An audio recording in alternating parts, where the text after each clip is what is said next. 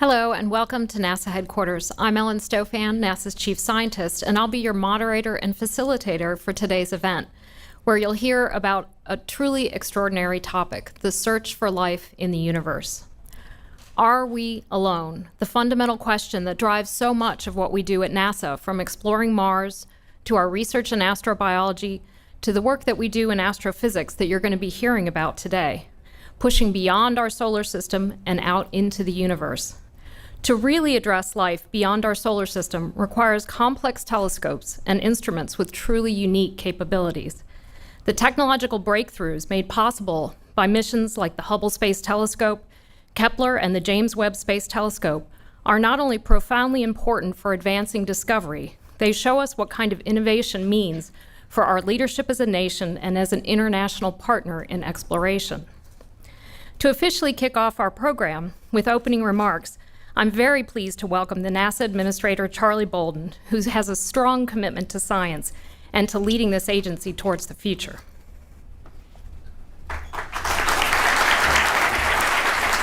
Thank you. Ellen, thank you very much for the introduction, and thanks for the welcome to all of you. Thanks for coming out, for those of you who don't live here normally. Hopefully you will have a good day. It'll be a very inquisitive day for you, I hope, and you'll learn quite a bit. I'm looking forward to it. I also want to thank you, Ellen, and Associate Administrator for Science, John Grunsfeld, for really being the catalyst for organizing this event and for putting it together and putting together such a distinguished panel. As former astronauts, John and I are often asked, have we seen or do we believe that there is life beyond Earth? And I can't speak for John. I'll let John speak for himself later on. But while I may not have actually encountered extraterrestrials, and I did not, as a matter of fact, although I looked all the time. I have always been inquisitive, and so I was looking really hard. I would venture to say, however, that most of my colleagues here today, as well as probably most of you in the audience, are probably convinced that it's highly improbable in the limitless vastness of the universe that we humans stand alone. I have always believed that as a matter of scientific study, as a matter of faith and other things. So I find it hard to believe that we're in this world alone. But the question remains, as posed by Nobel Prize-winning physicist Enrico Fermi. If we're so sure that life exists elsewhere in the galaxy, where is everybody? And so that's a question that scientists and people the world over have been asking for centuries. And it's a question that motivates much of the work that we do at NASA, as Dr. Stofan mentioned in her introductory remarks. In fact, a big part of what's driving our next giant leap into deep space exploration with human missions planned to an asteroid and Mars is a relentless search for life in the universe. The path has been illuminated by missions like the Kepler Space Telescope, which over the course of its life has shown that our galaxy is host to billions of planets and planetary systems, that small planets the size of Earth are common, and that planets come in astonishing diversity. This past April, Kepler discovered the first Earth-sized planet in the so-called habitable zone. The James Webb Space Telescope, set to be deployed in the next few years, will also join this effort as it becomes the premier space observatory for astronomers worldwide. Extending discoveries of the Hubble Space Telescope, helping us unravel the mystery of how the universe grew from a Big Bang into galaxies, stars, and planets, and searching for signs of life. Our robotic Mars missions, including Curiosity, Opportunity, and our planned Mars 2020 mission. I'm glad that Dr. Grunsfeld could take a break from meeting this morning. You may have finished, as a matter of fact, but defining the next Mars rover and the Mars 2020 mission. They're all also adding to our knowledge about the possibility of life on Mars as they pave the way for human explorations and pioneering. Kepler, our Mars missions, JWST, and the work of scientists and astrobiologists at NASA, JPL, and throughout the nation are rewriting textbooks and taking us one step closer to our search for life in the universe. Today, We're privileged to have some of the leading experts in the field who will share what they are learning as they come closer and closer to answering that elusive question. So, Matt Mountain, where is everybody? To kick off the discussion, I'm pleased to bring back to the podium NASA Chief Scientist Ellen Stoffen, who will introduce our panel. Ellen.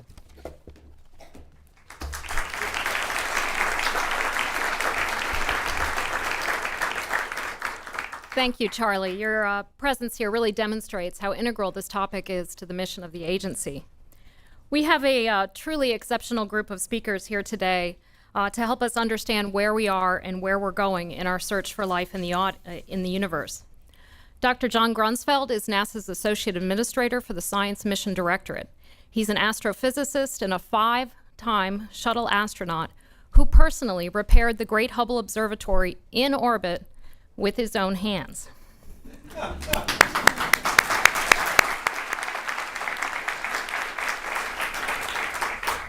Dr. John Mather is NASA Goddard Space Flight Center Senior Project Scientist for the James Webb Space Telescope. Dr. Mather leads the international team of scientists on the Webb Telescope program. As principal investigator for an instrument on NASA's Cosmic Background Explorer, Dr. Mather and the team measured the ancient radiation from the Big Bang, confirming the cosmological model of the universe's origins to extraordinary accuracy. For this stunning achievement, he and his colleague George Smoot of the University of California won the 2006 Nobel Prize for Physics.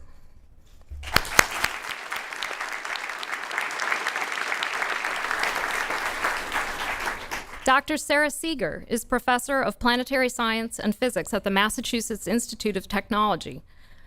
Professor Seeger is an astrophysicist and a planetary scientist at MIT whose work led to the first detection of an exoplanet atmosphere.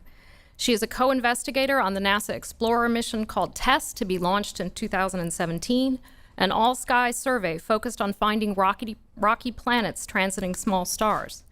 Professor Seeger is a 2013 MacArthur Fellow, an award sometimes referred to as a Genius Grant.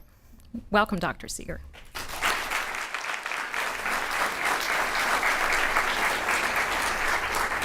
Dave Gallagher is Director for Astronomy and Physics at NASA's Jet Propulsion Laboratory. He works at the cutting edge of technology for NASA and for missions of national priority.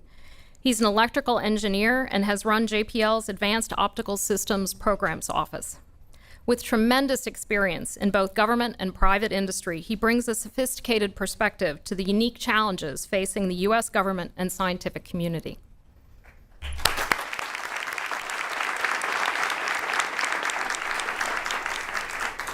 And our last speaker today will be Dr. Matt Mountain, who's the director of the Space Telescope Science Institute, an organization responsible for the groundbreaking research program of the Hubble Space Telescope and its successor, the Webb Telescope. Dr. Mountain is also an astrophysicist, the telescope scientist for Webb, a professor at Johns Hopkins Department of Physics and Astronomy, and a visiting professor at the University of Oxford.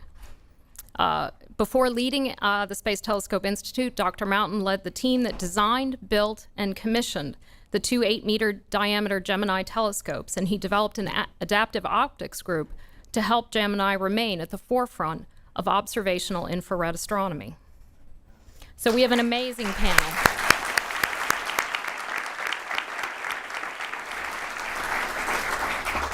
For our audience today who's watching on NASA TV and the web, you can go to Twitter or Facebook during the presentations and use the hashtag AskNASA. We will be collecting your questions throughout our session, and we'll address as many as we can following the presentations. We'll also be taking a few questions from our audience here at NASA headquarters. So, John, please get us started.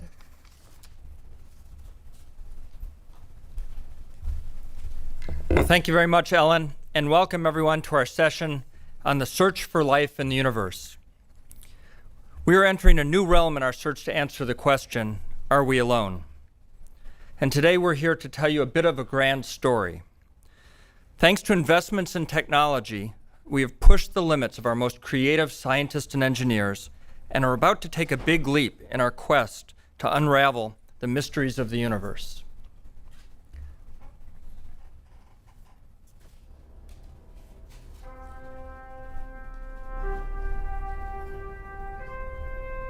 That next big step is the James Webb Space Telescope.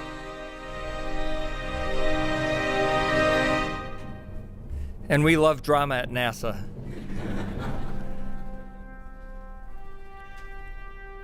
Coming in 2018, October 2018 in fact, the James Webb Space Telescope will transform our view of the universe. In Space 2018. Now 400 years ago, our mission is to innovate, explore, discover, and inspire. And I hope today that's our main purpose, is to inspire all of you to be along our path to try and unravel these mysteries and perhaps to find out the answer to the question, are we alone?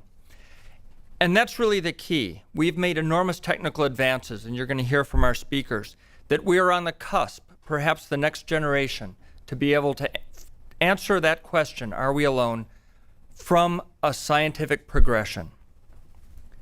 Galileo started it all 400 years ago when he turned the telescope not from the Italian reconnaissance organization, but to look at the skies, and in fact invented telescopic astronomy. And from there emerged a great scientific renaissance. In our time, the Hubble Space Telescope, deployed by Charlie Bolden in 1990 and repaired by me a few times, the Hubble has really transformed our view of the universe, and not just for scientists, but I think for everybody on planet Earth. It's opened frontiers in virtually all areas of not only astronomy, but many areas of fundamental physics. Today, we're going to present to you a little bit of the history of the universe, but it won't take 13.72 billion years to describe. But I find it amazing that with relatively small telescopes, the Hubble is a 2.4 meter telescope in Earth orbit, we've been able to piece together almost this entire history of the universe, from just a few 100 million years after the Big Bang to the evolution of stars, galaxies, planets, our own planet, and the solar system that we live in. John Mather will describe this in more detail.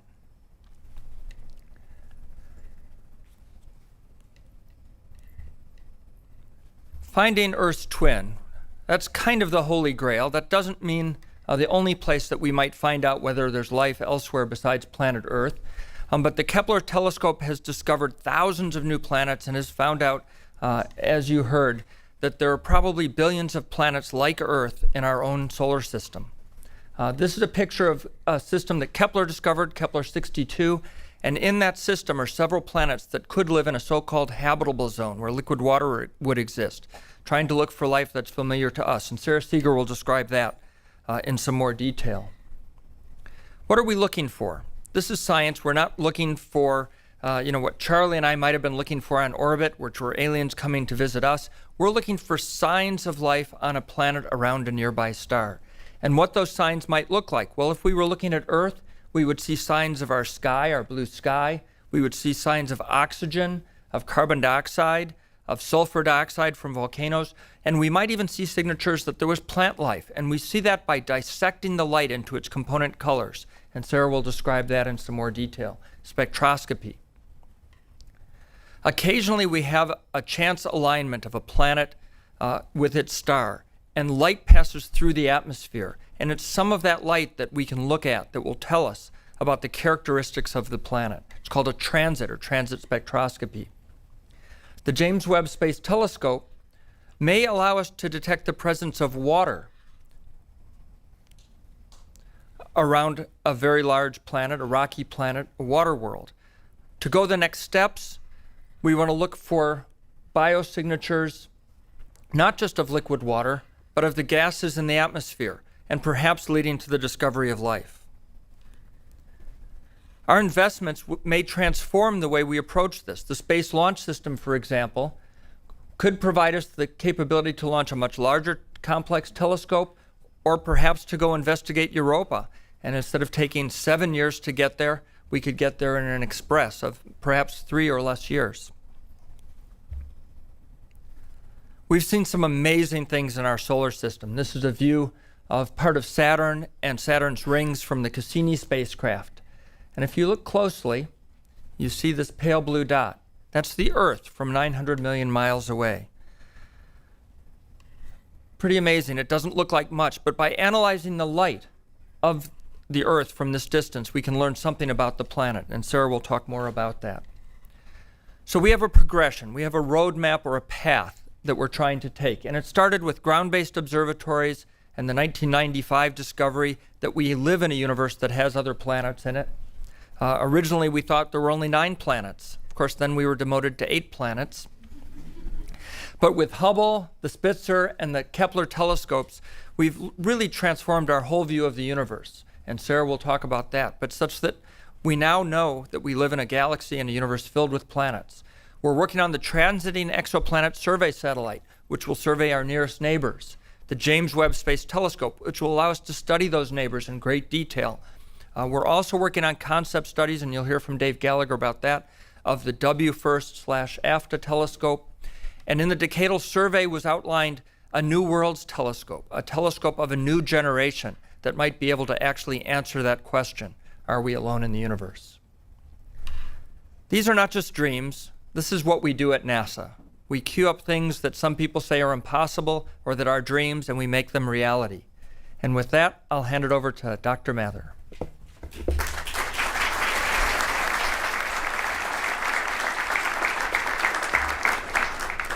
Well, thank you. Is this working?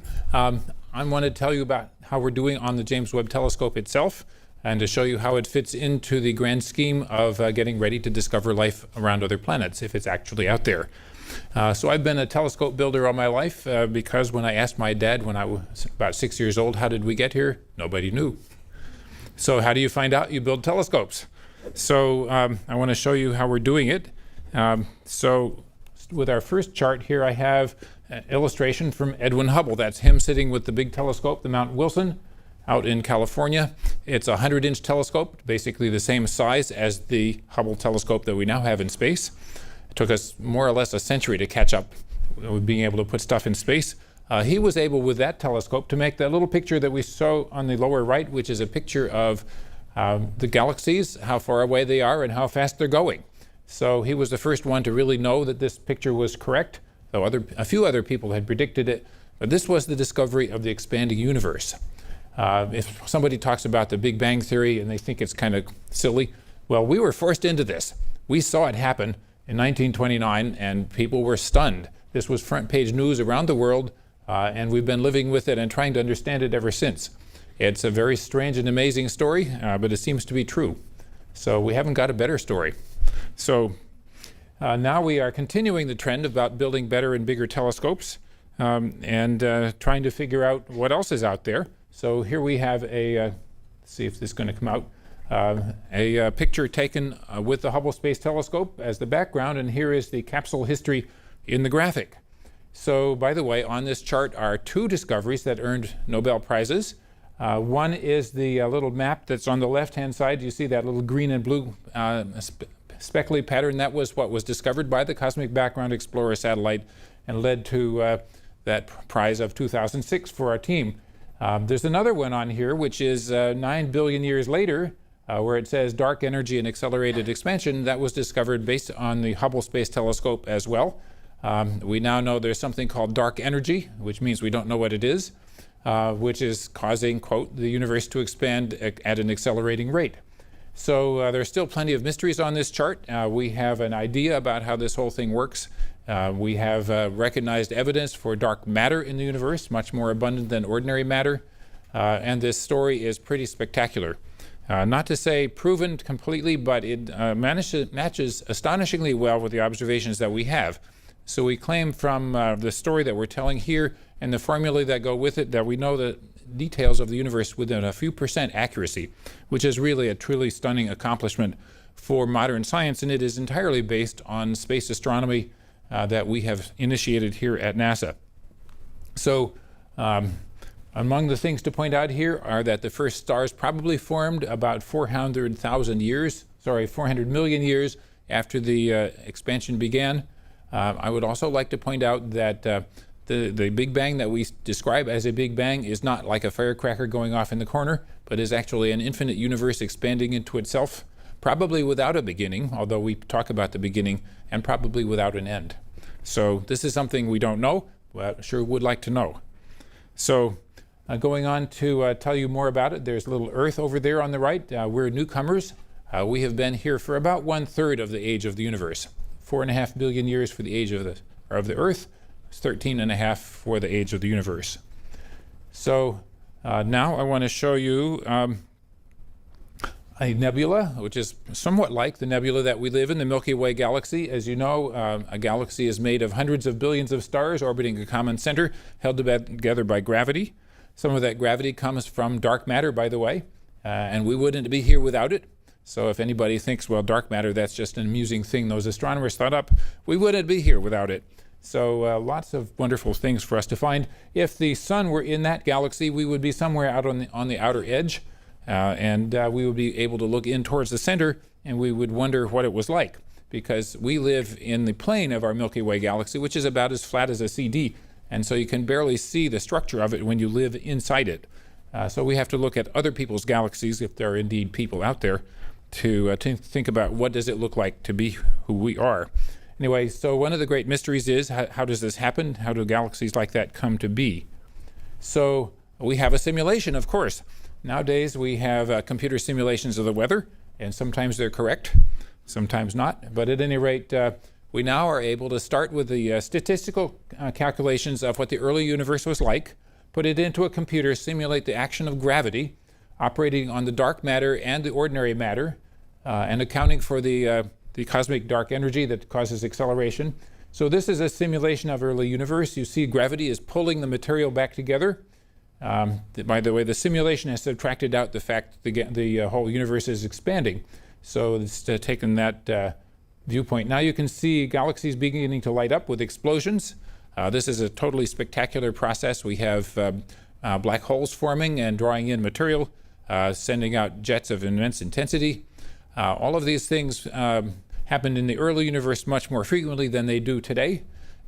If there were people or intelligent beings back there to witness this event, it would have been a very, very spectacular event for them to think about. By the way, there were chemical elements of life being produced in these explosions, so we could imagine that life was possible within a few 100 million years of the original expansion. So here we're running along to the universe is almost 9 billion years old in this simulation, and it begins to settle down, and that's an interesting time because that's about when the solar system was formed also. Here it's beginning to settle down, the universe becomes quiescent, and the solar system forms. So imagine, if you could, that we tell whether this picture is true. How would you know if it's true? We take snapshots of the picture, of the movie, and you compare the snapshots with the snapshots of the sky that we can make with the Hubble telescope and the successor telescopes that we are now building. So that's a great mystery for us. We are on the trail of figuring out if it's true. So, by the way, this simulation was called the Illustrious, and it's just current this very year. So now I show you a picture of the thing that you would think of as a star. If you look at the middle star of the Sword of Orion, this is it. This is not a single star. This is a cloud of glowing gas and dust with hundreds and hundreds of bright new stars born in there very recently, shining beautifully. This is where astronomers always turn their new telescopes to see what's most beautiful and most scientifically interesting, because it's one of the places where stars are being born in great abundance today. By the way, there's about 5 or 10 new stars per year being born in our Milky Way, and so it's something we have plenty of to study. Presumably some of those have planetary systems with them. One of the great opportunities for us with the Webb telescope. So now I want to talk about how did we get started with the James Webb telescope in particular. So back in 1995, Alan Dressler chaired a committee that recommended 2 things. One was to build a telescope like the one that we're building. It wasn't called James Webb Telescope back then, of course. And they said the other thing they said was develop the technology to find Earth-like planets around other stars. So we've been doing that. Now in that day, we had no idea how many of them there would be. So we didn't know how hard the project would be. We have made immense progress, both on the technology, which Dave will tell you more about, and on knowing how hard the job is. We know there are billions of planets out there, and they're not all far away. So this is definitely a good step forward. So our project was endorsed twice by the National Academy of Sciences. They do a survey every 10 years. It was their top priority in 2000, and they built their entire survey in 2010 around it. So we're doing well with carrying out what they want us to do. And by the way, we got our first peer review when this project was announced to the Astronomical Society in 1996 by the head of NASA, Dan Golden. He got a standing ovation for the presentation. And I think that was definitely an encouraging sign that this was the project our entire user community, scientific world would like us to do. So we're doing it. This is what it looks like. And I have the logos for the 3 space agencies that are partners in this immense project. The telescope, by the way, is being built by our prime contractor, Northrop Grumman, near LA, but under supervision and direction from NASA Goddard, where I work. So I'm speaking here about this one, which is now a project of well over 1,000 people currently working on behalf of 10,000 roughly future users and all human beings who will use the data. This is a comparison of how large the telescope is compared with the Hubble. These are scale pictures. So you see on the left the mirror of the Hubble, 2.4 meters in diameter, about 8 feet, same as Hubble, the man's telescope on Mount Wilson in 1920. So on the right-hand side, you see the James Webb Telescope. The mirror is about 21.5 feet, roughly the distance from floor to ceiling in here. Much larger, clearly much larger than the rocket is, so we have an immense challenge of folding it up to get it into space. The wavelength range is illustrated there on the bottom also. The telescope, the new one, overlaps the wavelength coverage of the Hubble. At the near infrared, we begin at 0.6 microns, which is about the wavelength of a red laser pointer. And we go out to 28 microns, which is a wavelength which your body emits very intensely, and you don't feel it. But you would be cold if you were out in outer space because of that radiation. So there it is. This is a sign of technical progress on the design. We require 18 hexagonal mirrors. Each is made of beryllium coated with gold. Each of them is light enough that you could lift it yourself individually, but they are so precise that they're basically perfect. So the sketch on the right-hand side shows you that if we were to expand the mirror to the size of the continental United States, the mirror would be accurate within 3 inches. So this is completely amazing technology we have now mastered and we're using. The mirrors are finished, by the way. They're all in their storage cans up at Goddard Space Flight Center. So we've got a little graphic illustrating how many there are. All 18 are done. We've measured their shapes when they're cold in the giant vacuum tank at Marshall Space Flight Center. So we're really thrilled with the mirror technology progress. This is something where my friends and colleagues laughed at me and said, "You'll never be able to do that." But we have done it. It was hard. So you have here a movie showing what the sun shield is like. The sun shield is as big as a tennis court. Imagine Roger Federer running back and forth over half of it. We have to unfold this thing from a folded condition in outer space, and so of course we've been rehearsing. So what you just saw was rehearsals with a full-scale practice layer. So it works, of course. So, okay, machine, next please. There we go. So what we have here is the instrument module has been just installed in the cryogenic vacuum tank at Goddard Space Flight Center. It's lowered down from a crane and it being attached with the cables to the fixtures in the instrument chamber. This is a place where we simulate the outer space environment. The light coming from the telescope is simulated, so we will be able to tell whether this instrument package will be focused and working properly when we get to outer space. Here's another view of the same process. The dome has been lifted off the test chamber. You can see the crane lifting the instrument package down in. So we're very thrilled with this. The instruments are doing very well in their test as of this week. No surprise there. This is the next place we take the telescope to. This is the Chamber A at Johnson Space Flight Center. If you were an Apollo astronaut, you went here to practice because this was big enough for this. On the left-hand side, you see the Apollo capsule in there. Astronauts had to practice getting out of the spacecraft on land and getting off onto the surface of the moon in a vacuum. So they practiced, and it worked, of course. Now, 50 years later, we need the same chamber for another purpose. We have fitted it with cold shroud inside so it can get down to the temperature that we need for the testing of the telescope, and it turns out to be just the right size for what we needed for the Webb. So we're really thrilled that we have the equipment and we're doing the right thing. So in a little while, namely October 2018, 4.25 years from today, we will push the button and the telescope will go up on its rocket, which is, by the way, a contribution of the European Space Agency. So we'll go up and be unfolded in outer space, and this is the deployment video. It has been all carefully figured out exactly when and where we do everything. So of course, the first thing to happen is you unfold the solar panel, need solar juice to keep the batteries from running down. Then we will unfold the telemetry dish, stay in touch with the Earth. This happens about by the time we get to the moon or past the distance of the moon. Then the last things that come out are the solar shields. Here they come. And if you look at this and you say, isn't that pretty complicated? Yeah. You should be intimidated. You should know that we have 2 of everything where you could possibly have 2 of everything, and we are rehearsing this out of town. We have done many, many practice trips with the unfolding process at the various labs we have around the country. Both cold and warm for the parts that can be tested cold. The sun shield is just too darn big. There's no way to test that in a cold tank. And certainly we cannot test it in 0 gravity, so we have to think a lot. At any rate, this is complex, but it's been very thoroughly rehearsed, and we're pretty sure it will work. That's our job, to make sure. So the final steps are to pull on various cables that stretch out the sun shield and separate the 5 layers. So there it is, almost in the final shape. And finally, the mirrors themselves finally unfold. So this is what it takes to get a big telescope into a not big enough rocket. So when we have a bigger rocket, we can put up bigger stuff. Thank you for thinking about that.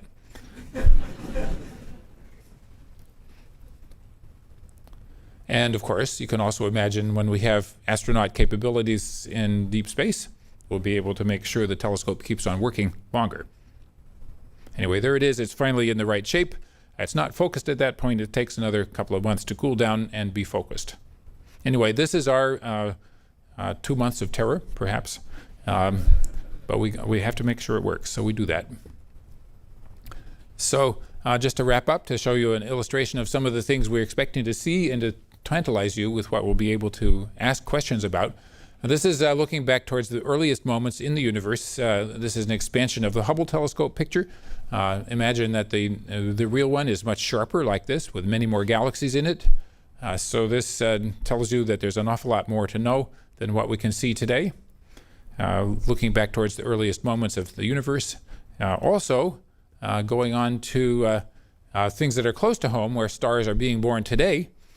This is a dust cloud with a star being born inside, as seen by the Hubble, using first the visible camera and then the infrared camera on Hubble. So there's a little star in there making planets, probably. We'd like to know. So we will definitely be pointing the Webb telescope over there to see about planets and learn how systems like the solar system may be formed. It's not the only thing we'll be doing, but I think this is time for me to hand over to our next speaker so she can tell you how we will be using these telescopes to search for the origin of life. There we go.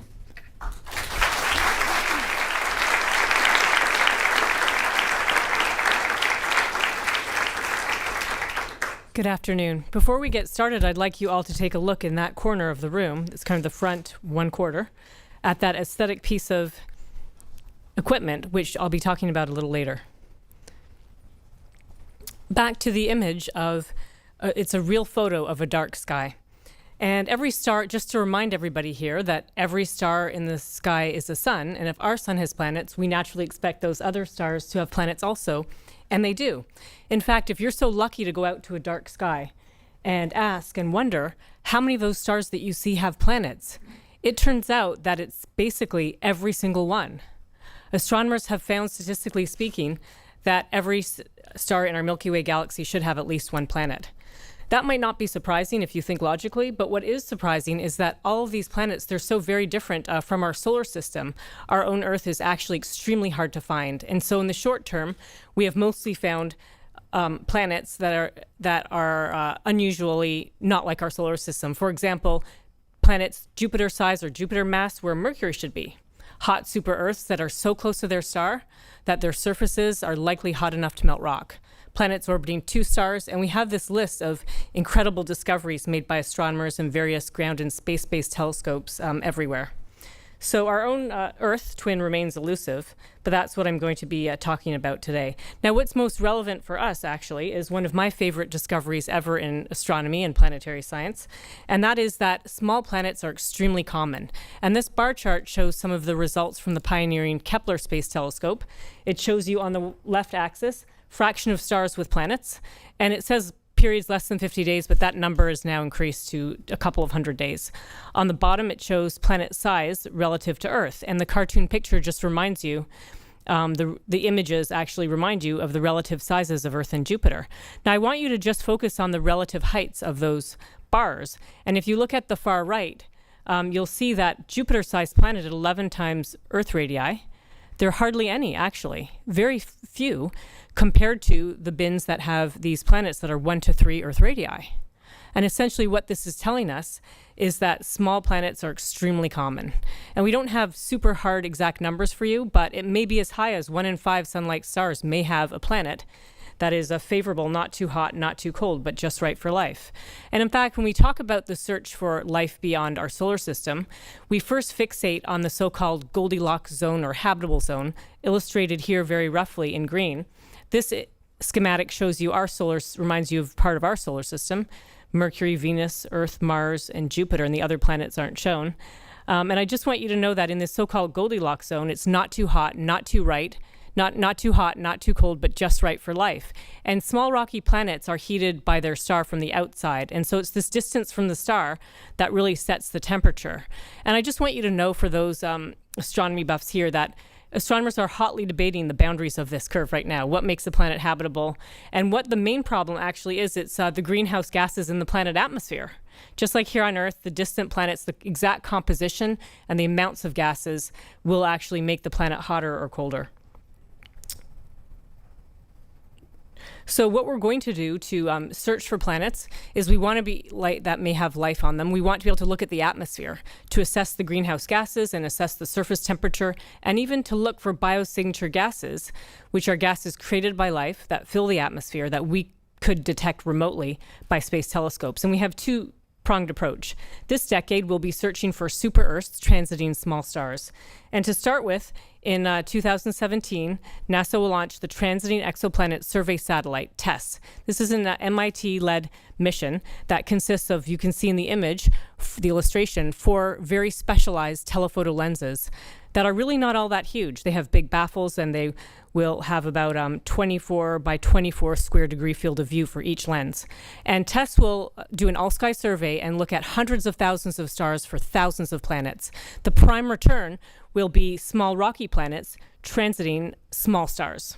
Those are what are our easiest ones to find so far, and among these will be the closest 1,000 small stars that will be a source list for the James Webb Telescope to look at in more detail.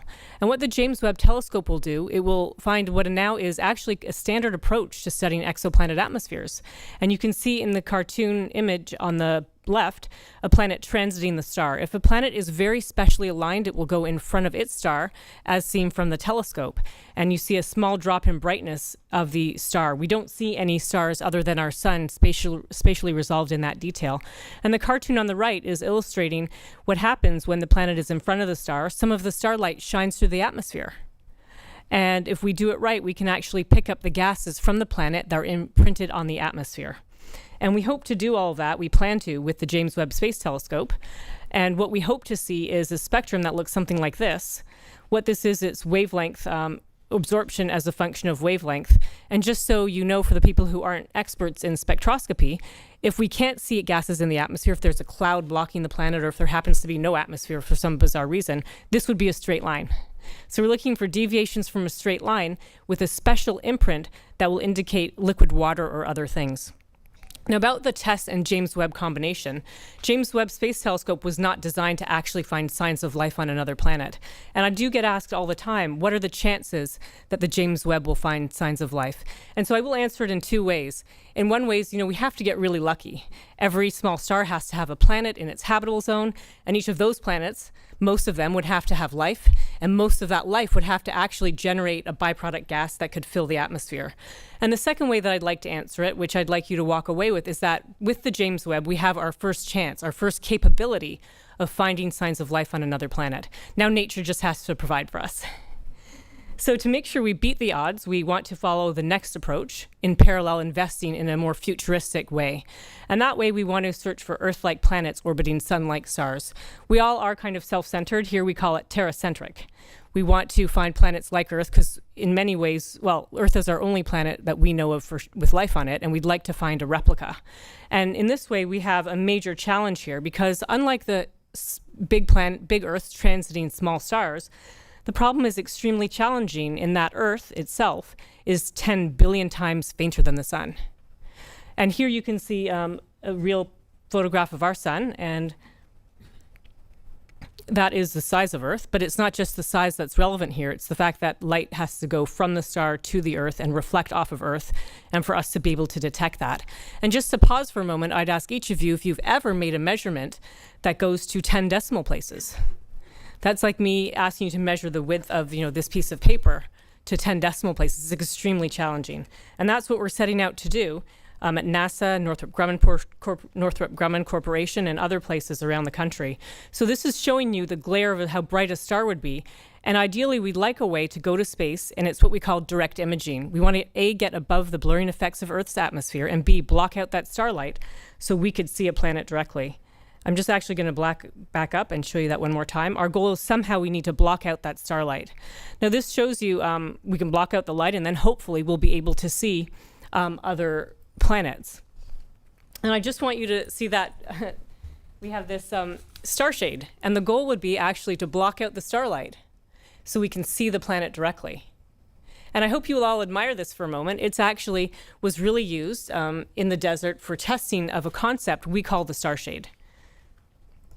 So what the star shade is, its goal is to block out the starlight so that only the planet light will enter the telescope.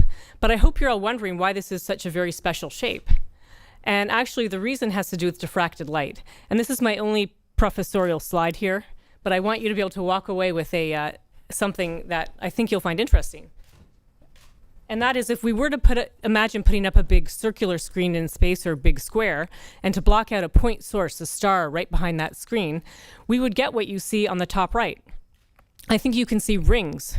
We wouldn't see a point source, the star in the image. We would actually see these rings. They're called airy rings. And what it is the starlight is diffracting around the edge of the screen. It's the same as if we used a circular telescope. It's actually just because the waves are bending around the edge and interfering. We give an analogy, it would be like dropping a pebble in a pond, and you see ripples, those water waves. So how can we handle this when the first of those light waves is 100,000 times brighter than the planet we're looking for? Well, the answer is to have a very specially shaped screen. And you can see in the bottom left there, a kind of a star-shaped. And the equivalent image you would get with that screen and a point source star is the one on the bottom right.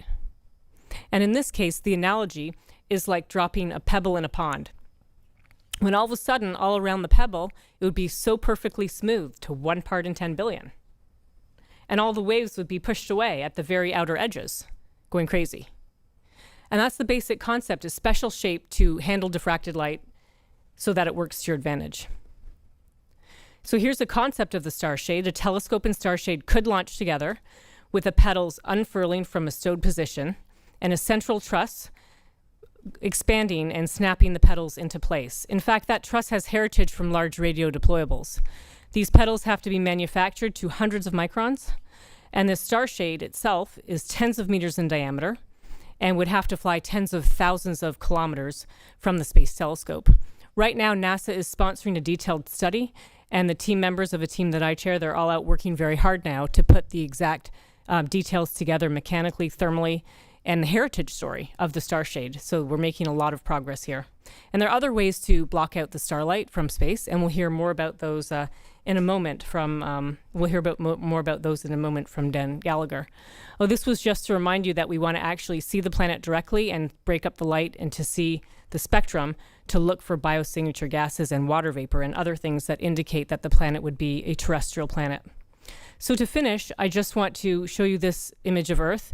It's Earth as seen from the Voyager 1 spacecraft at 4 billion miles away.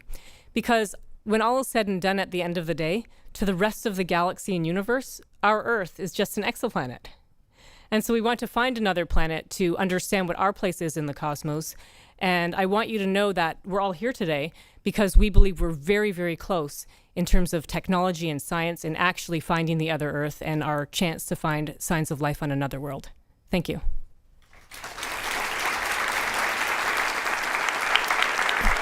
I'm now going to turn to Dave Gallagher, who's going to tell us about some of the technology being developed to do the so-called direct imaging from space.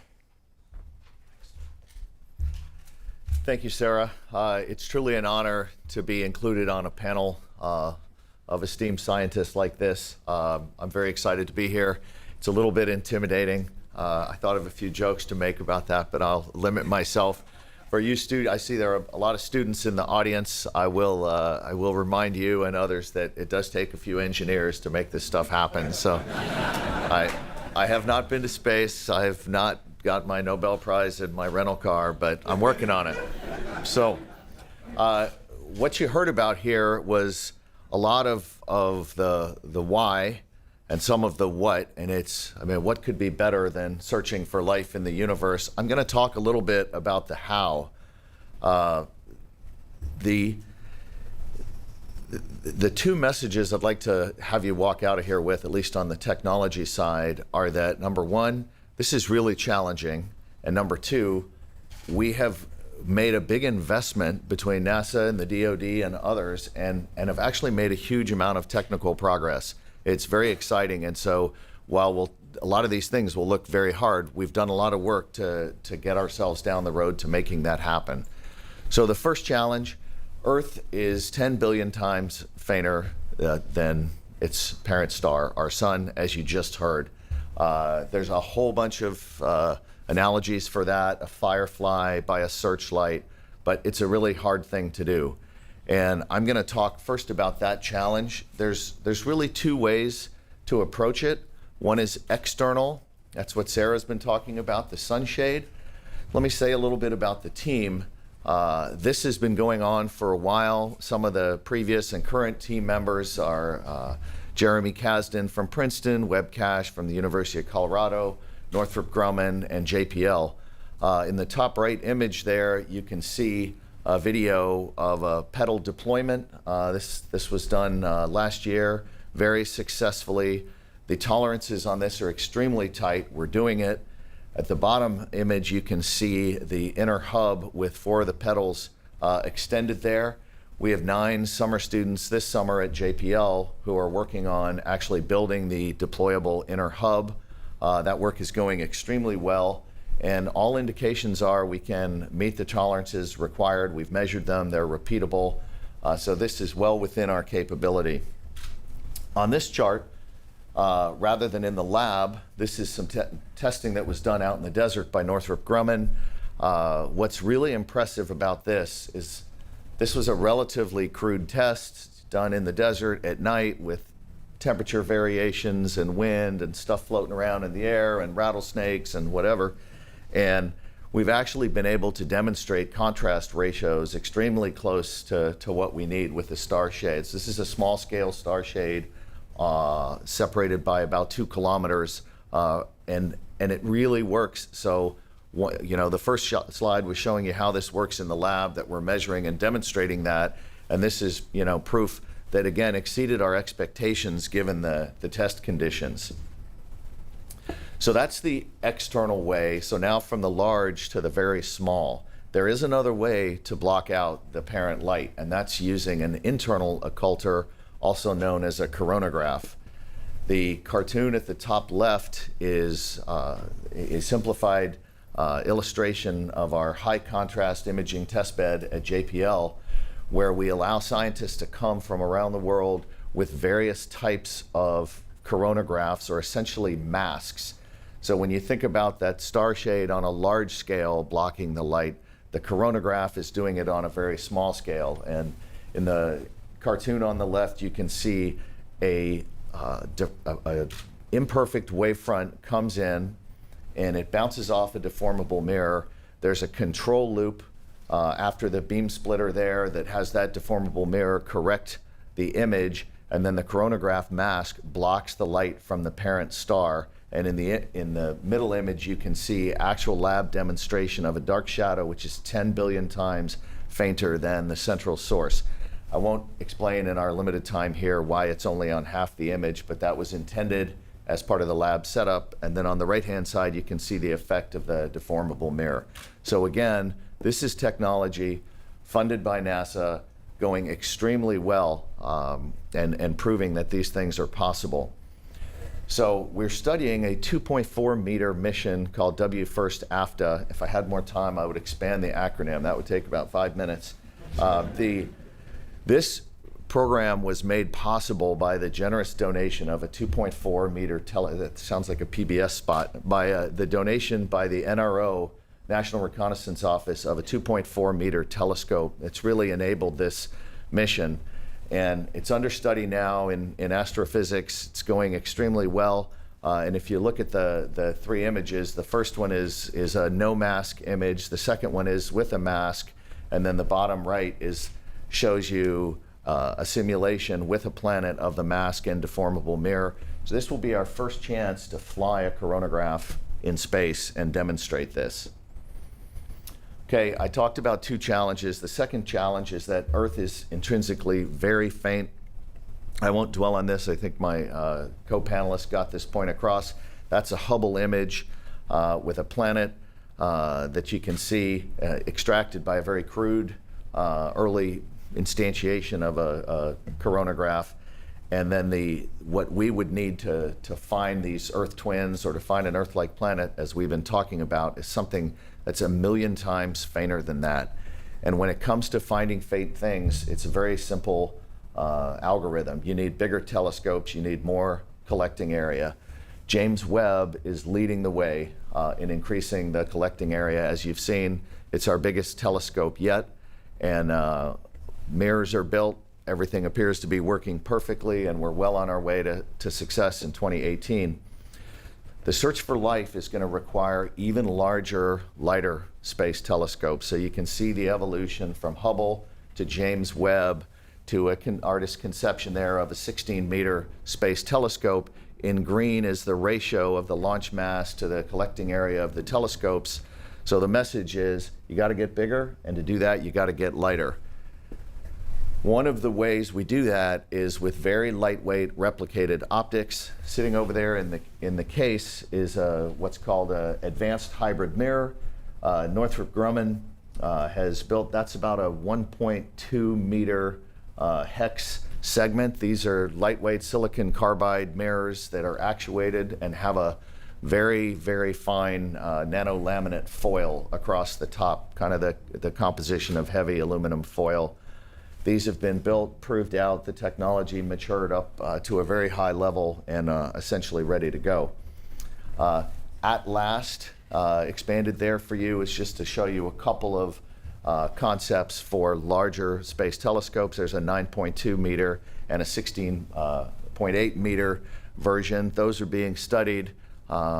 There's a lot of promise in both of them. You can see a lot of large deployments required, but we'll have a lot of confidence because of the work done on James Webb, as well as the technology work being done now. And then finally, there are some really far out concepts. Ball and DARPA are working on essentially a 20-meter membrane telescope that looks very promising, and it's essentially got an etched diffraction pattern on the membrane, and that's been demonstrated at subscale versions in the lab. Thank you very much. I'd like to turn it over now to Matt Mountain.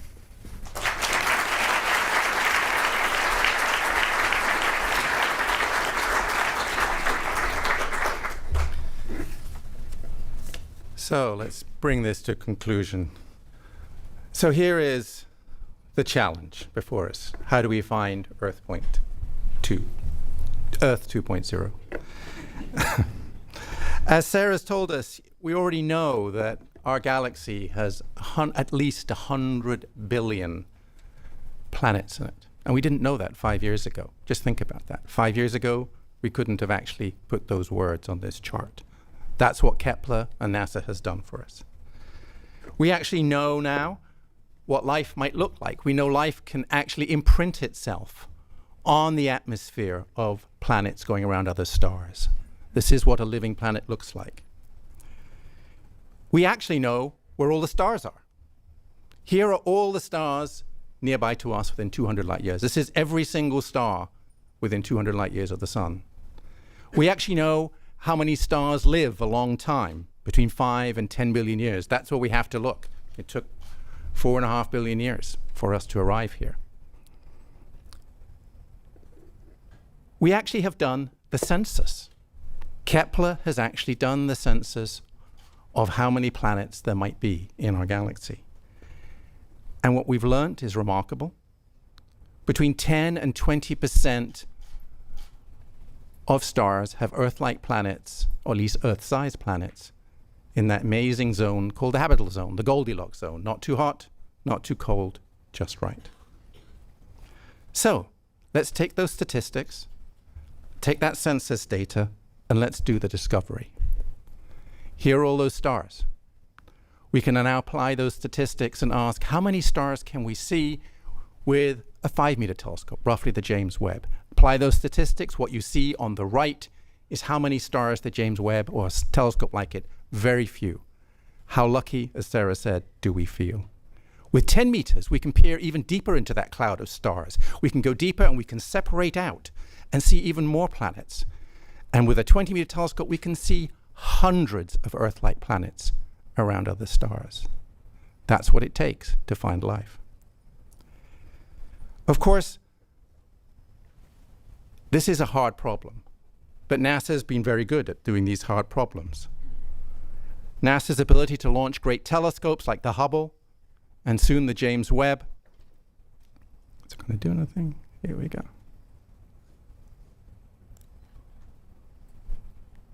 Oh, all right, we'll stop there. There we go. That's what, but to actually, and we may find liquid water. We may be really lucky. But to find evidence of actual life is going to take another generation of telescopes. And to do that, we're going to need new rockets, new approaches to getting into space, new approaches to large telescopes, highly advanced optical systems, as David and Sarah have showed us.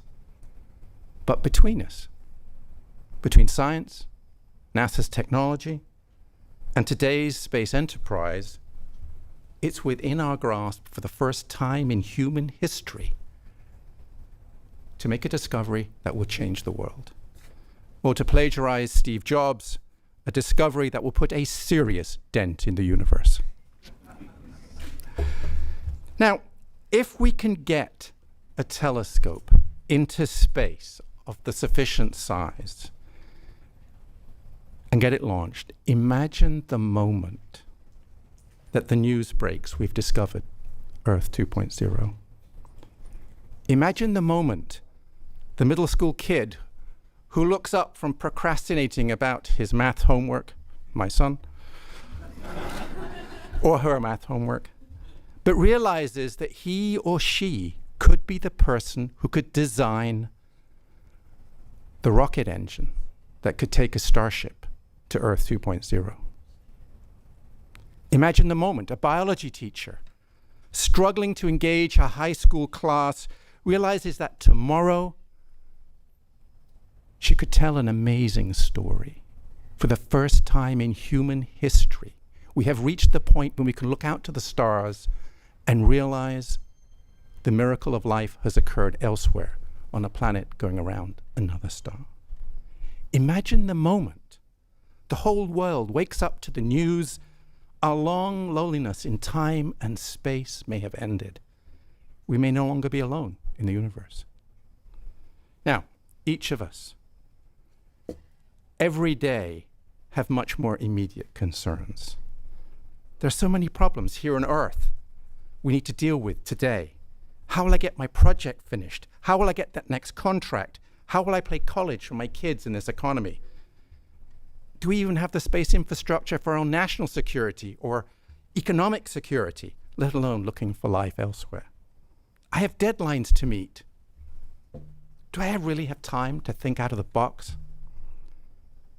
But imagine if each one of us sets aside just a little bit of time just to think, how will we build such telescopes? Could we use those technologies those crazy scientists want for other things? How do we do audacious things in space again that inspired the generation of people sitting before you? And what is our legacy actually going to be? And while you reflect on what we've all said here today, we wanted to finish on some words from Carl Sagan. What new wonders undreamt of in our time will we have wrought in another generation and another? How far will our nomadic species have wandered by the end of the next century and the next millennium? Our remote descendants, safely arrayed on many worlds through the solar system and beyond, will be unified by their common heritage, by their regard for their home planet, and by the knowledge that whatever other life may be, the only humans in all the universe come from Earth. They will gaze up and strain to find the blue dot in their skies. They will marvel at how vulnerable the repository of all our potential once was, how perilous our infancy, how humble our beginnings, how many rivers we had to cross before we found our way. So imagine the world. We've gone from Galileo, Hubble, Spitzer, Kepler, enabled by NASA and their partners. What's it going to take to cross that next river? It's going to take a partnership that's led to the James Webb Space Telescope, partnership that may be able to lead to other telescopes. Putting together the partnership that can find Earth 2.0 is a challenge worthy of a great generation. Thank you for listening to us. And Ellen, over to you.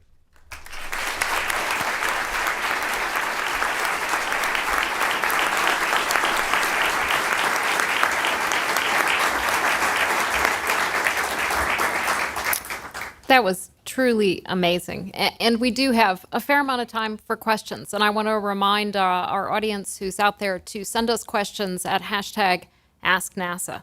But I'm going to take the moderator's prerogative here and ask the first question.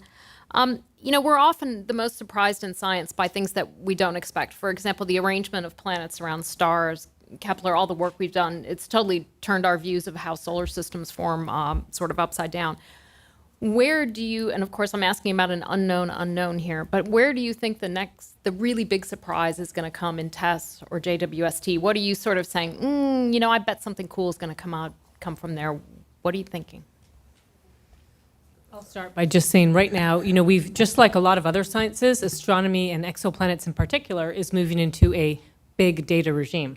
And so essentially we don't totally know what the next thing is. It'll be the new discoveries and it'll be the statistics, the having lots of the same object, knowing how many numbers there are and what their distribution is. I think our hope is actually, just speaking scientifically, in addition to looking for other planets that might be like Earth, because we're so fixated on that, it's just really understanding planet formation. You have to understand that for generations, we thought we would have a Jupiter far out, where our Jupiter is. The big giant planets would be far from the star, and that smaller terrestrial planets will be close in. And so I would say that planet formation theory has been turned on its head, and only with more and more data covering all the regimes of planets possible can we start to understand planet formation in detail. Great. Okay, we do have a fair amount of time for questions from the audience. So questions, please. Right down here in front. May will grab you. Lynn Lee for spacepolicyonline.com. In the search for looking for Earth 2.0, is there a specific number that you're looking for? And if you find more than one, what would be the scientific criteria that would weigh most in determining which to focus on? Well, the reason why we showed the many different sizes of telescopes is we believe that this will be a multi-generational search. As I mentioned, with the TESS and James Webb Space Telescope combination, we have a shot at finding something interesting. And then our next generation would be our, say, 2-meter class telescope, for example, or a little bigger, where we will look at the nearest, say, 20 to 100 sun-like stars. And we hope that we would find a few to study. In the more distant future, when we want to have handfuls of them, so we really have the chance to find a sign of life, and we can be sure, because in any one case, we might not be 100% sure. We may say, oh, that planet has maybe 80% chance of that signature we see is from life. That one may have 99. But to have enough to really, really, truly believe and have enough to actually study in detail will require the futuristic space telescope that we don't have plans for yet, that we all showed you maybe in the 10 to 20 meter class. So it's actually a graduated approach. I mean, another way of saying this is, we have no idea. We know how many Earth-like planets are. We think we know how to characterize the atmospheres. But there are 10 to the 22 stars in the known universe. That's one with 22 zeros after it. And some people believe life is everywhere. That's one. Some people believe we're completely unique. That's 1 part in 10 to the 22. That's a really big error bar, even by cosmology standards. And the only way we're actually going to find that out is to make a measurement. The way astronomy has always proceeded is we make measurements and we're then surprised. And so by making that measurement, we don't know if we're finding 1, 2, or 3, or 0. And the real question, just to follow up, because you've asked a really central question, and to quote another great philosopher, do you feel lucky? Yeah. The amazing thing from where we sit today, and it's from the Kepler telescope, is, and Sarah described it very eloquently, when you look up at the night sky at night, we now know that virtually every star has a planet around it. In fact, most stars have solar systems around them. And so the idea that we're going to find planets that are very much like Earth, I think is a very high probability. The question is, how hard is it for life to get a foothold? How hard is it for life to start? And that's where we really have no idea, and where I think the discovery of a planet like Earth with signs of life on it will be so remarkable. That will be our first scientific evidence, that life might be elsewhere, even primitive life. Next question. Hi, Eric Neeler, Discovery News. When you turn this thing on, when you turn the web on, do you have an idea of where to look first, or are you just going to go fishing? Oh, well, maybe I should take that. We will have a very detailed plan before we turn it on. Right now, we haven't argued it through. Clearly, there's a tension between wanting to make sure that all the pictures are beautiful and making sure that they're very scientifically important. I showed you the the Orion Nebula, where we know that stars are being born, and every telescope is always pointed when it's new. I'm sure we'll look over there.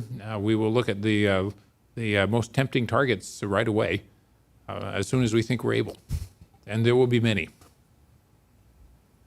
There's a I question. just wanted to add one thing that. Go ahead. Oh, before you start, I just wanted to add one thing, that in terms of which stars and which planets we're going to look at, what's interesting is there's relatively a democratic process where members from the astronomy community will put in proposals, and time will be awarded by a committee of people from the community themselves. So in this sort of shuffle, the best candidates will definitely rise, and multiple people will propose to study the same object. So it will happen.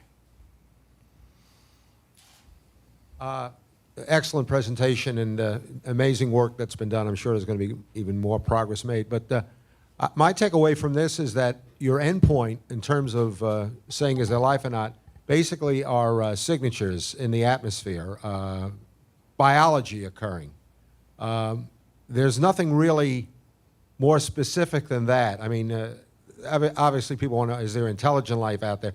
If you had a system that, for instance, would be able to discover or be able to observe electricity or incandescent incandescent electrical energy, that would also be very exciting. But the way I think you've presented it is it's basically you're looking for biological signatures generically. Is that correct? Yes, I want to add that we are looking for biological signatures, gases that are produced by life. gases that don't belong in the atmosphere that, like our own Earth, we have oxygen, which fills our atmosphere to 20% by volume. But without plants and photosynthetic bacteria, we basically have no oxygen, except in some unusual circumstances. What you're talking, we often refer to as technosignatures, signatures that there's, people or creatures on another planet that can generate a signal that's not naturally occurring. People have studied that in a lot of detail, but it's just too hard for our first generation space telescopes. Those signatures are super small and very narrow and very, very weak. So we hope that someday, a much later generation, will actually be able to see those things and follow up on what we have first found. Okay, let's go to some questions from social media. Sure, this one is a popular question here. It comes from James on Twitter, who asks, if and when life out there is discovered, will the US government actually let the people know? Sounds like a good chief scientist question. Of course we would. That would be so amazingly exciting. And at NASA, our policy, whether it's data coming back from Mars, data coming back from Kepler, we try to get it out to the public as soon as we can because we want everybody to share in the excitement of discovery. Okay, our next question here comes from,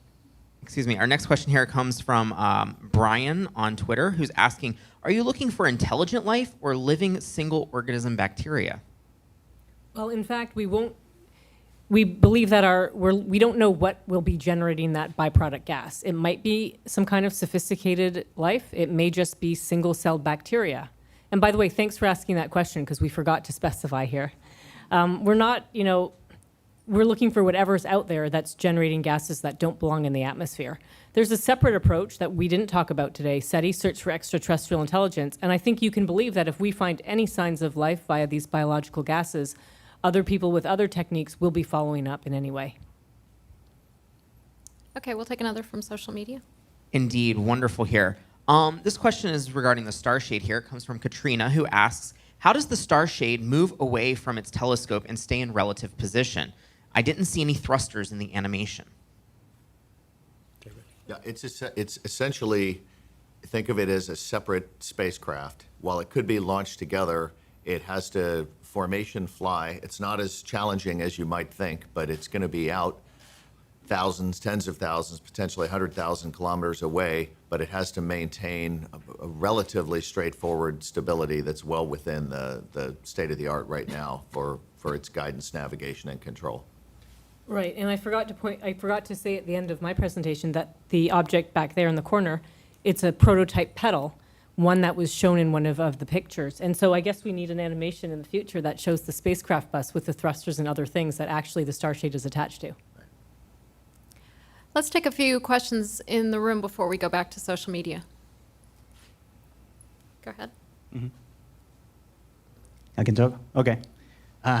Well, thank you very much. I have a question. Have you thought about using the sun as a gravitational lens or using an array of a small telescope instead of a really big telescope? Do you want me to take that? I mean, one of the problems is pointing towards the sun is a really bad idea. We go to an awful lot of trouble to keep the Hubble away from pointing at the sun because the sun is really bright. So it's a really dangerous undertaking. I mean, you'd have to think it through, though people have looked at this idea. The problem with the array of telescopes is it gives you the angular resolution, but it doesn't give you the collecting area. We're trying to solve two problems. One, how do you separate the star from the planet? And that's where an array of telescopes can work. The other problem is, how do you detect something which is fainter than the faintest galaxy in the Hubble Deep Field? And there, a distributed array is no good. You don't get enough photons. So you actually need both a big telescope and a big collecting area so you can actually detect this really faint thing next to this really bright object. I mean, it's a very hard problem. I think I saw a hand. There was another question back on this side.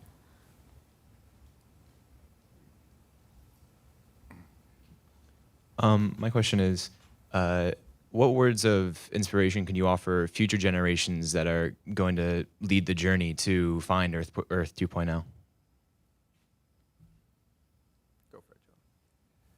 Well, I think the first thing is if you look at us up here on the podium, this is not going to be our telescope. We're the age of the Hubble Space Telescope. You haven't known a world without the Hubble Space Telescope.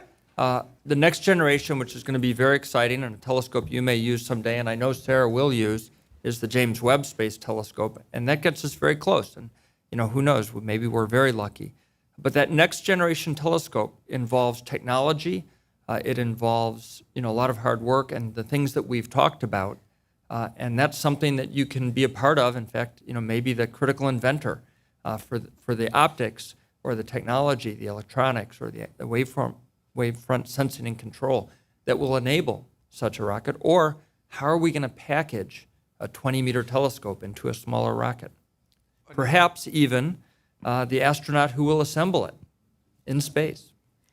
Another way of saying that is if you want to work on something really hard, really complicated, that will change the world, this is the project. Before we go to the next question, we have a question up here, but before that, I just want to remind people to be following us at #AskNASA and get your questions onto there. Now, go ahead. Yeah, all these great telescopes have international collaborators. What's going on elsewhere overseas, great telescopes that don't have NASA as the lead partner? Or do they all involve everybody since they are so expensive? Well, really, the observatories that we've built, the great observatories, Compton, Hubble, Chandra, Spitzer, have been international collaborations. And the James Webb Space Telescope, with our partners with the European Space Agency and the Canadian Space Agency, are wonderful examples where the world has come together.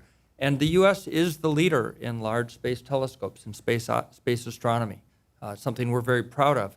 But we're even more proud that we've always done it in partnership. And I think that is the wave of the future. Before we go to the next question, I'm gonna insert kind of maybe a sticky question that Sarah brought up a little bit earlier. When we look for life in our own solar system, we're really focusing on Mars because Mars maybe at one point was in that habitable zone. We think Mars is the most likely place where life could have developed here in our own solar system. But also in our solar system, we really want to go to Europa and find out, is there life under that icy crust on Europa? We look at places like Enceladus, like Titan, not really in a conventional habitable zone. And Sarah, you mentioned the fact that habitable zones are a little bit hard to get your head around. Right, well, in exoplanets, we're only focused on what we can see by remote sensing. And so if there is a Europa-like world, let's say a water world, or an ice-capped planet that has liquid oceans underneath, we won't see signs of life on those. But we're not worried about it because stars are plentiful and planets are plentiful. And so we believe that there are the right combinations out there for us. And I'll just add that we're just on the cusp of releasing an announcement of opportunity for instruments for a future Europa mission. And so for the listeners in the audience and on the web, stay tuned very soon. Great. I think there's a question down here in front. Yeah, I was just curious, all the excitement of people now looking for life elsewhere, was there a point in the scientific community, was there a discovery that sort of turned people's scientists' minds to saying, I really do think there's more out there, we're not alone? Or did different scientists come to it through different discoveries, or was there one, sort of tipping point? Well, I'd like to say there was one tipping point. If I may, we talked a bit about transiting planets, when planets go in front of the stars seen from the telescope. Well, a number of planets had been discovered, maybe 30 or 40, by a different technique called the wobble method. It's not so relevant. And we started to understand as a community that planets could be quite plentiful and in all sorts of crazy orbits. But there were many people, because in science, we're supposed to give each other a hard time. It's our job to, when there's a discovery, push back and make sure it's real. And there's a large part of the community, probably most of them, who believe that the planets weren't planets, it was some effect of the star. And so I believe a defining moment was when two independent planet-binding techniques saw the same planet. And it was basically incontrovertible that, yes, planets exist around other stars other than the sun. Yes, planets are in unusual orbits. And wow, we could find something so challenging, the universe is now open for us. I think there are 2 points. One, and Sarah was actually responsible for this, one was we've realized that planets did transit, but then we also realized from space, and this is something we never anticipated, first with the Hubble and then with Spitzer, was that we could actually measure the gaseous constituents of exoplanets, big Jupiters, but we actually could see methane and oxygen and sulfur. Couldn't see that before. And the second breakthrough was the realization with Kepler that there are 100 billion planets out there. I mean, as I said, 5 years ago, we couldn't have said that. And so that's these tipping points that NASA has enabled with the Hubble, Spitzer, and then Kepler. It's revolutionized the way we think about exoplanets. We all came into this believing planets were there. We had no evidence. Today, we now know every time you look up in the night sky, you're looking at a planet when you look at a star.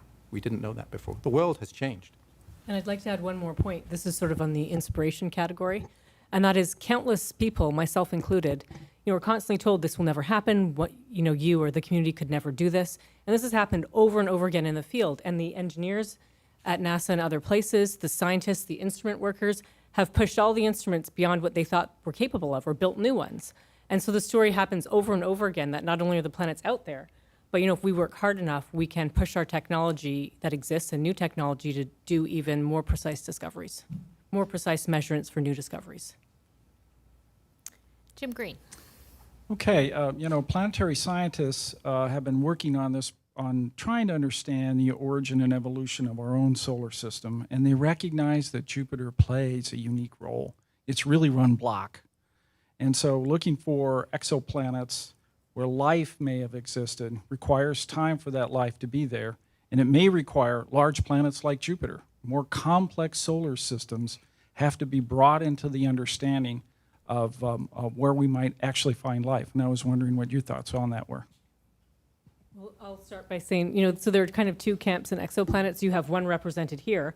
We just want to go for the gold, find the planet, see the unusual signs, and, thumbs up. And then the other camp, which your question represents, is we need to have a comprehensive understanding of the entire planetary system and see the equivalent of, those exozodiacal lights, see the asteroid belts, the planets, all the ones there, understand if water got delivered. And so in the ideal world, we want that one. That's a much harder problem, as crazy as it might sound, to get that comprehensive approach, because one would have to see all those planets and the asteroid belts, et cetera, or the effects of those. So we really hope to do that. And we hope that in our search for Earth, because Earth is so hard to find, we'll also be able to study planetary systems. And that will help answer all of those questions as well. We just didn't focus on it here. We've only got time for a few more questions, so I want to take at least one from social media and at least one from here in the room. And we've got somebody waiting here in the room. Mark Kaufman with Washington Post and National Geographic. I'd be interested in your thoughts about how the search for life on Mars or in the solar system correlates with the search for life beyond. I mean, are there ways in which they will inform each other? And similarly, or taking it a step further, if there is something that is found on Mars or Io or wherever, Europa, that appears to be life, what does that mean for the search for life on exoplanets? Well, there's, Ellen could answer this, I could answer it, and the big picture is we don't know. I mean, we only know about life on Earth.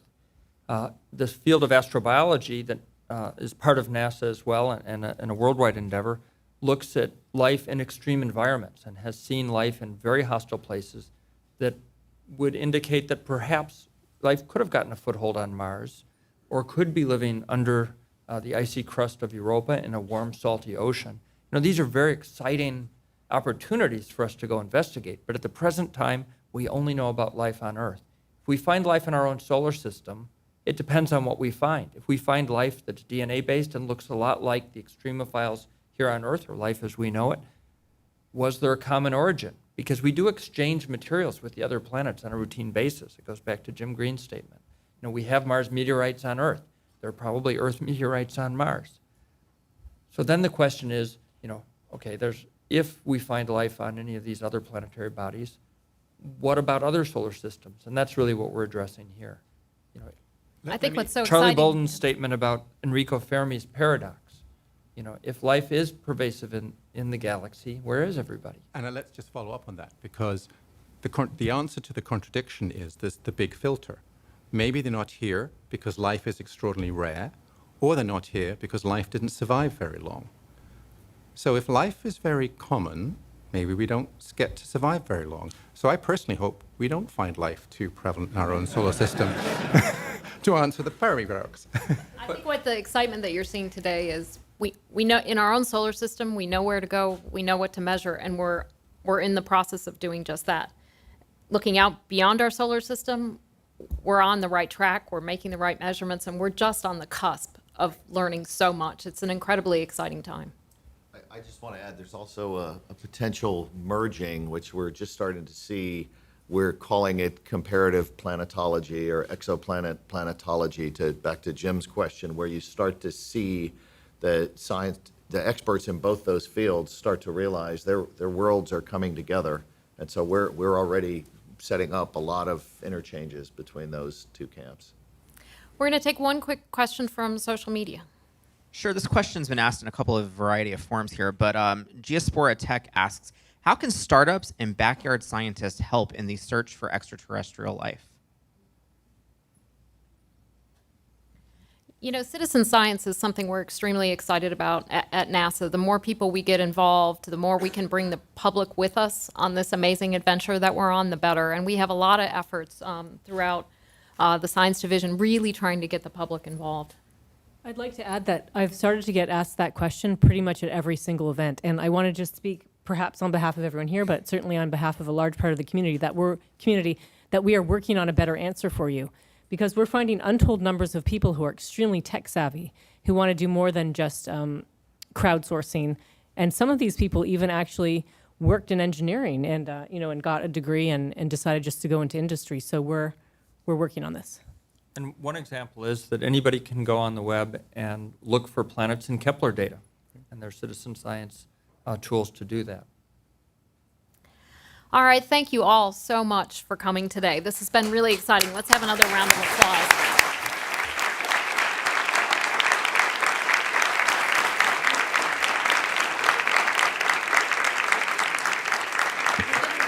We didn't have time to answer all the questions today, but I want you to keep checking. We're going to try to answer them on social media, so keep using that hashtag AskNASA and get us the questions, and we'll try to get you the answers. You'll also be able to view this entire program on NASA. You can go to our website at nasa.gov, to our YouTube channel, and watch it again. And please stay connected with NASA as we take this great journey into the future, a journey that we think is really on the cusp of being able to answer, are we alone in the universe? Thank you.